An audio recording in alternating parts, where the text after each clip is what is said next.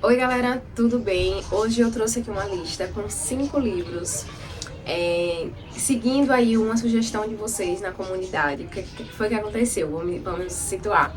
Eu tava anotando ideias para vídeos aqui do canal e aí eu disse, vou perguntar a galera lá no YouTube o que é que eles querem assistir, né? Dicas de quê? Ideias para vídeos. Às vezes vêm em outros canais, né? E podem compartilhar aqui uma sugestão de vídeo comigo e isso é sempre muito bem-vindo. E aí eu coloquei uma foto pedindo ideias e vocês me deixaram sugestões de que em março nós falássemos sobre protagonismo feminino, sobre autoras. E aí eu disse, tá bom, gostei da ideia, vamos falar sobre autoras agora em março. Para começar essa sequência de vídeos que eu pretendo que tenham bastante vídeos agora em março, torço para conseguir gravá-los. Eu separei aqui 5 indicações de leituras do meu gênero favorito, que é romance histórico, né? Ficção histórica. Então, temos aqui 5 indicações. Espero que vocês curtam, que vocês aproveitem essas indicações. Vamos lá?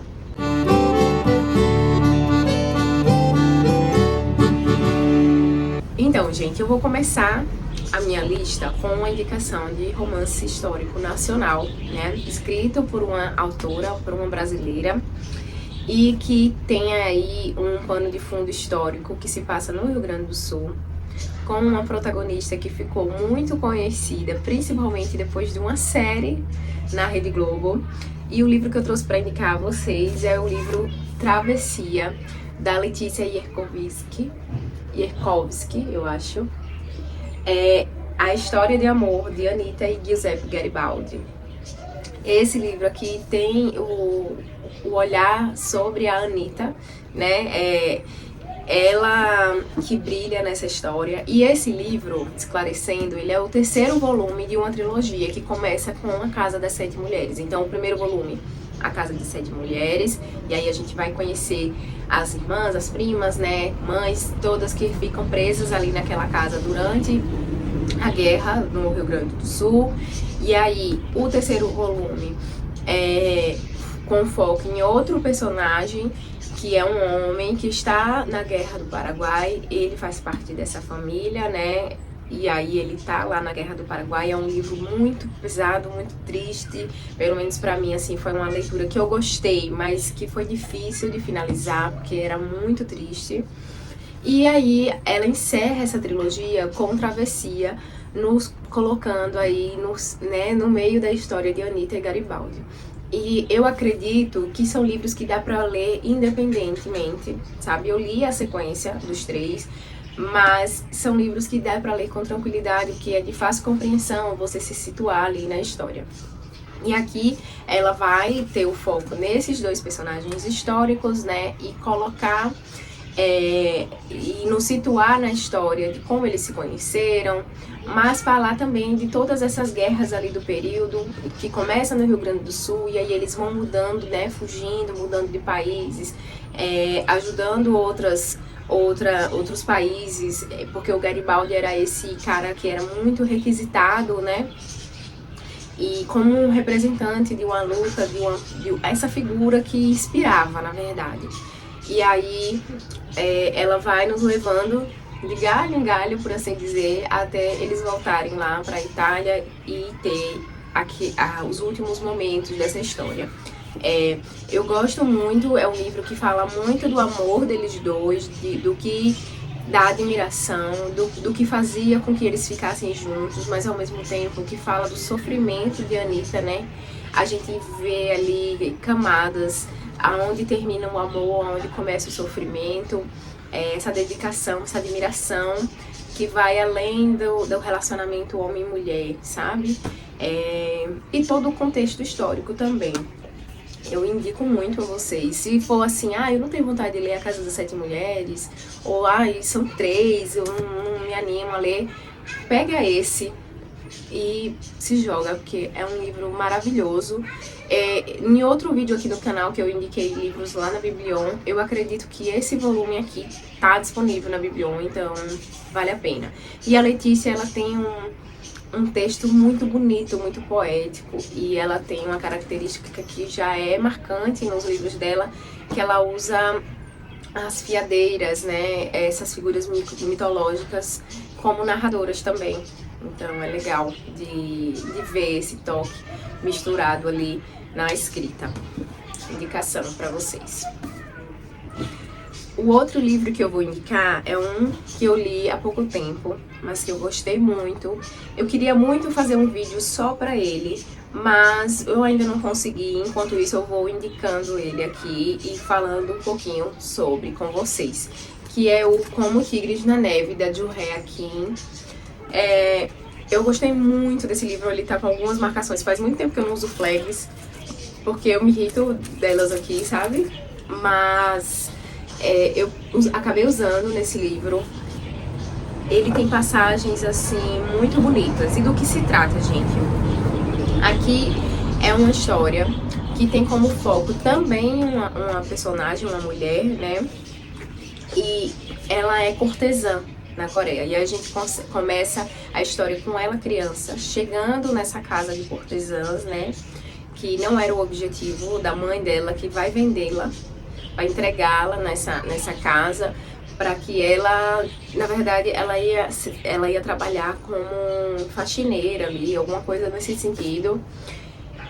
E a renda, a mãe queria essa renda, né, para ajudar nas despesas da casa, mas aí ela acaba virando cortesã e, bom, vamos entrar aqui na guerra, né, Japão-Coreia. A Coreia, nesse período, está sendo ocupada pelos japoneses, governada pelos japoneses, e aí tem toda uma questão de resistência, né, de quem apoia os japoneses e de quem está lutando ali pela independência coreana. Tudo muito por baixo dos panos, sabe? É uma espécie de guerrilha mesmo. E eu fiquei, assim, muito encantada de como a autora, que é muito jovem e é o primeiro romance dela, como ela decidiu pegar ali personagens que estão na escória da sociedade, da comunidade, né, marginalizados mesmo, e colocou a história do ponto de vista deles, porque tem essa casa de cortesãs, né, então temos ali meninas, cortesãs, e temos também um grupo de meninos que moram na rua, né, crianças que foram se perdendo de suas famílias, crianças que perderam os pais e foram se marginalizando e ficando ali nas ruas, né, então batedores de carteira mesmo. E ela conta a história de como a guerra atingiu todo um país, mas de como atingiu a essas pessoas, né? Quais eram as estratégias de sobrevivência dessas pessoas. E aí a gente vai entrando junto, né, no período com a Segunda Guerra Mundial, e aí vira ali uma catástrofe bem maior, e a gente vê a Coreia sendo devastada nesse período, né? A fome, a restrição da comida, né? Dinheiro, negócios fechando, né? O exército chegando em muitos locais e levando tudo que as pessoas tinham para produção de armamentos, para produção de munição, para alimentar os soldados, vestir os soldados, e a população, os civis ali ficando à mercê de tudo aquilo, e toda essa inimizade entre japoneses e coreanos. Então aqui a gente vai desde a juventude dela. Eu tô tentando lembrar o nome, que eu não tô lembrando. Então a gente vai aqui desde a juventude da Jade, que é a protagonista, né, até ali a sua maturidade, sua fase, né, de idosa mesmo, na terceira idade. Então é praticamente um romance de formação, por assim dizer. E é lindo, muito bem escrito, com muitas pontuações históricas muito bem colocadas, sabe? Eu achei, assim, de muito valor a pesquisa histórica que a autora colocou aqui, porque você entende tudo que está acontecendo, ao mesmo tempo que tem ali uma história de amizade, uma história de amor, uma história de desencontros, sabe? No meio do caos. E é tudo muito numa medida muito boa. É um livro relativamente curto, mas que entrega tudo com muita qualidade. Então, assim, eu vejo pouquíssimas pessoas falando desse livro. essa capa estonteante.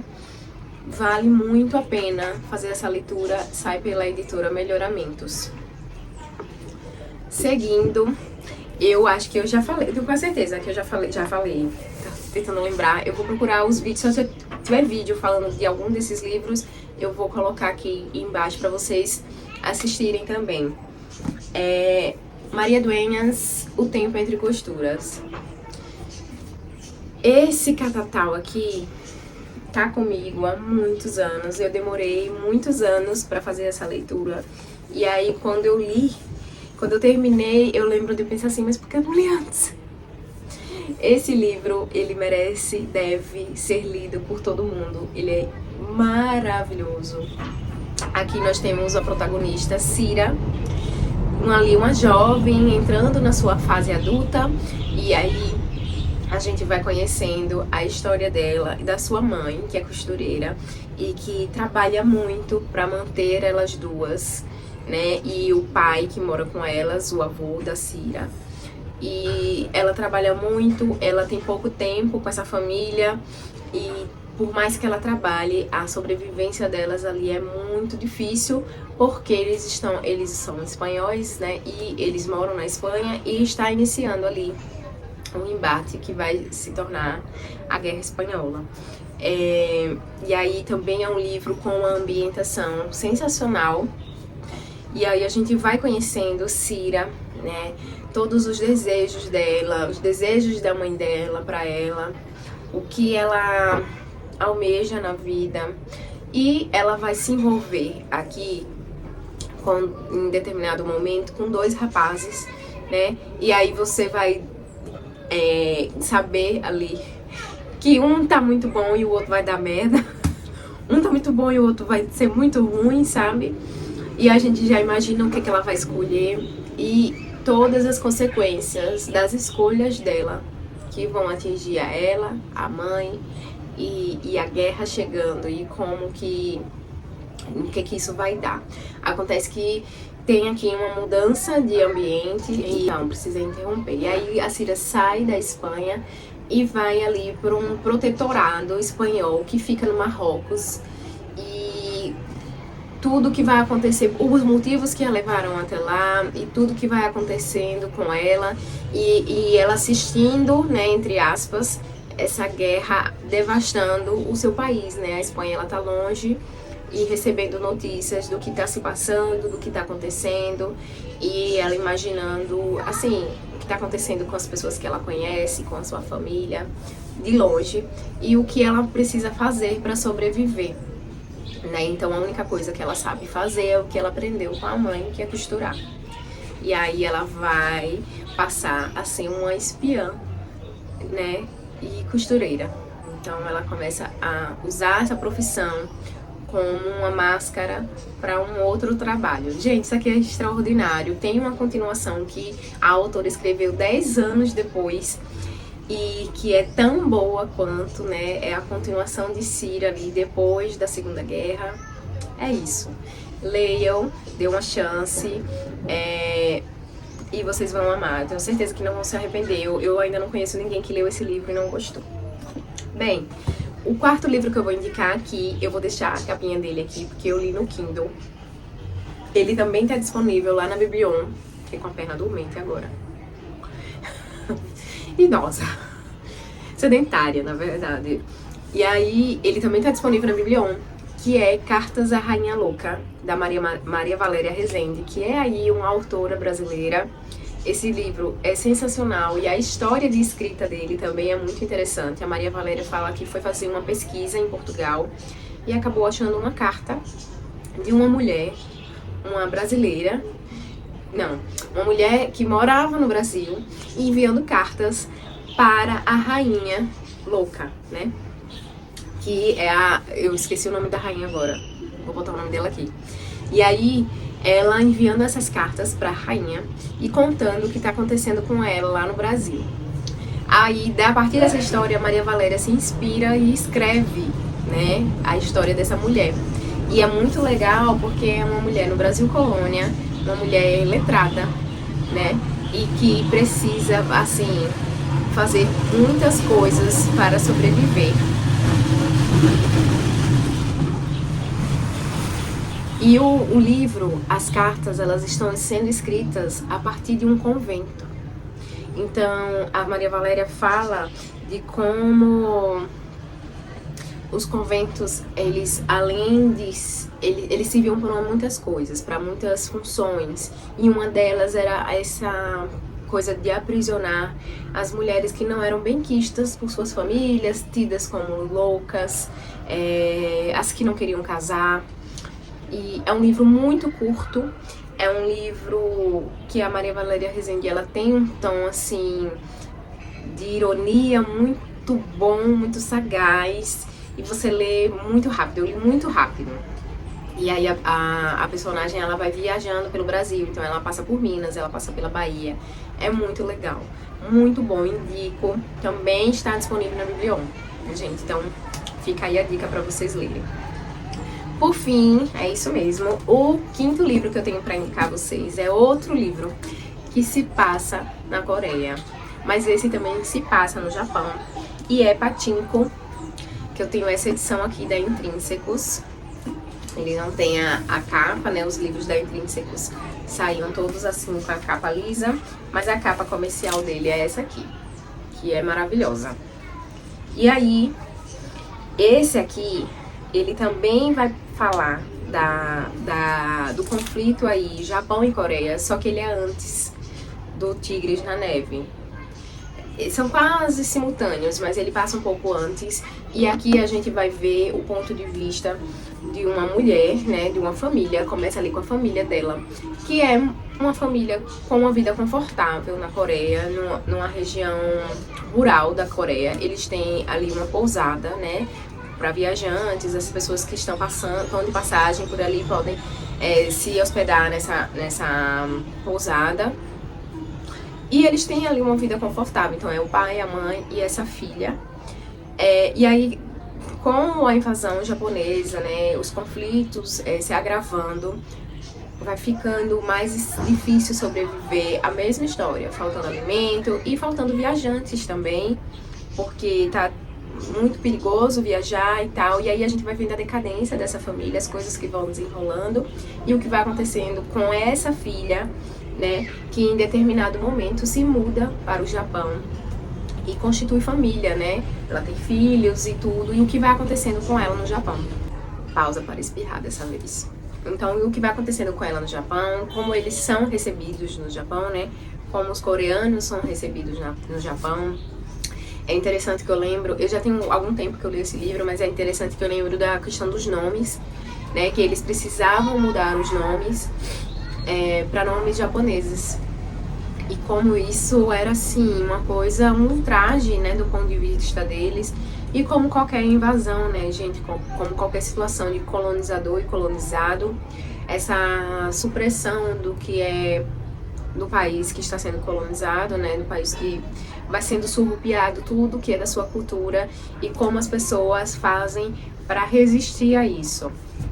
Então, aqui vai falar muito desse conflito entre esses dois países e de como de como essa família precisou agir para sobreviver e o papel das mulheres nisso tudo. É um livro muito bonito, com passagens muito tristes também, mas que você devora ele é um catatal. Você devora essas páginas num piscar de olhos, e você não vê realmente o livro passar, porque é muito, muito, muito bem escrito, muito, muito bom. É um dos livros, assim, que eu mais gostei de ler na vida, de verdade. Tenho muita vontade de reler, inclusive. Tem uma série, que eu acho que é da Apple TV, que eu ainda não assisti, né, mas eu quero muito. E é isso, gente. Essas foram as minhas 5 indicações de leitura para vocês aí. Romances históricos, escritos por mulheres e com protagonismo feminino também. Todos os que eu trouxe aqui têm protagonismo feminino. Olha, meus velhinhos. Espero que vocês tenham gostado. Se tiverem sugestões aí de outros vídeos, independente se são pro mês de março ou não, vão deixando aqui nos comentários, que eu gosto muito. Vamos conversando. Me deixem indicações de romances históricos escritos por mulheres também. Eu quero saber, porque a minha lista de indicações que eu vou pegando aqui nos comentários tá crescendo e eu tô adorando. Viu, gente? Um cheiro e até a próxima.